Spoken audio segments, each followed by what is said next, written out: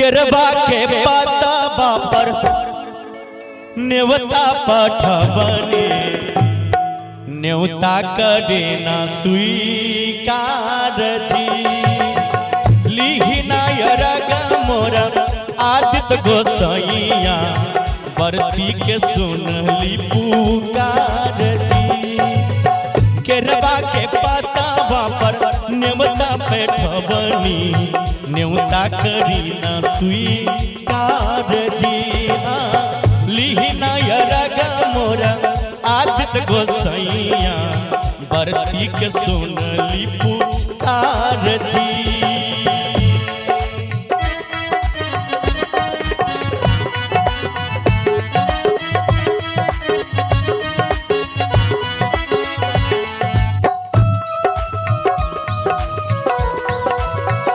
जय हे माई।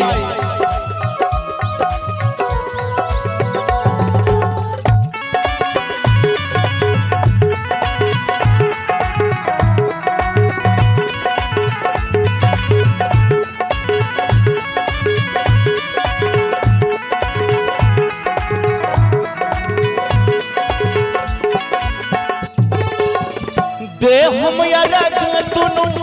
बेरा यदित तोहे सजिया भजिए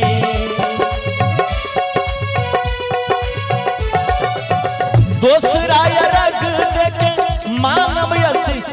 है गंगा के तीरे दिन के सहैया रोवे रोग के हरैया जे रउए से जग में जोर जी लिहिन यरग मोरम आदित्य गोसाइया साथ के सुनील पुकार जी।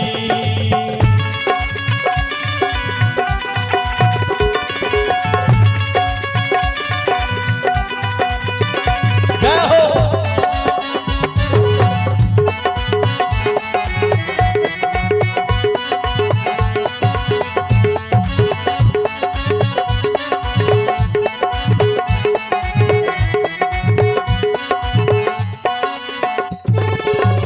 नजरी के कोर से कर ले जोर जग रउए से जागी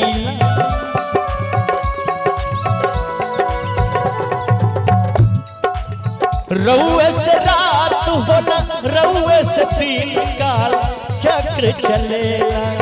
हर साल करब बर आई छठी घटिया हो हमनी पे करब उपकार जी हाँ जी लिहिना यरग मोरम आदित्य गोसाइया बरती के सुनली पुकार जी केरवा के पतावा पर नेवता पेठवले नेवता करी ना स्वीकार जी लिहिना यरग मोरम आदित्य गोसाइया बरती के सुनी ना पुकार जी लिहिना यरग मोरम आदित्य गोसाइया बरती के सुनली पुकार जी।